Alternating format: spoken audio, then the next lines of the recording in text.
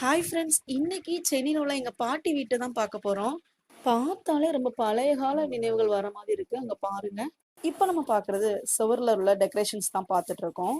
பாருங்க நண்பர்களே, மரத்தால செய்யப்பட்ட செல்ஃப்ஸ் ரொம்ப அழகா டிசைன்ஸ் பண்ணியிருக்காங்க.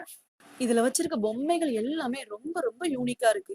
இந்த மாதிரி டெக்கரேஷன்ஸ்லாம் பழைய காலத்து வீடுகள்ல தான் பார்க்க முடியும்னு நினைச்சிருந்தேன். வாங்க ஃப்ரெண்ட்ஸ், இந்த வீட்டோட ஹாலை காட்டுறேன். இந்த ஹால் எனக்கு ரொம்பவே பிடிச்சிருந்தது.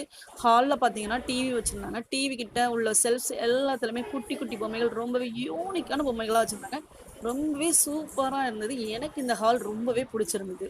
அடுத்து நம்ம பார்க்க போறது இந்த வீட்ல உள்ள பிள்ளையார் சிலை. இந்த பிள்ளையார் சிலை பார்த்தீங்கன்னா ரொம்பவே அழகா சாஞ்சி படுத்திருக்காரு நம்ம பிள்ளையாரு. பிள்ளையார் சிலை பார்க்கறதுக்கு ரொம்ப அழகாவும் இருக்கு. அது மட்டும் இல்ல, இந்த வீட்டுக்கே ஒரு பாசிட்டிவ் வைப குடுக்குது. வீடு ஃபுல்லா பார்த்தீங்கன்னா, ரொம்பவே ட்ரெடிஷனலாவும் இருந்தது, ட்ரெண்டிங்காவும் இருந்தது, நீட் அண்ட் கிளீனா இருந்ததுங்க. அதுக்கப்புறம் இங்க குட்டி குட்டி பிளான்ட்ஸ் வச்சிருந்தாங்க. அந்த செடிகள் எல்லாமே பச்சை பச்சையா குட்டி குட்டியா அழகா இருந்ததுங்க. அத பார்த்தாலே வீட்டுக்கே ஒரு ஃப்ரெஷ் ஃபீல் வருங்க.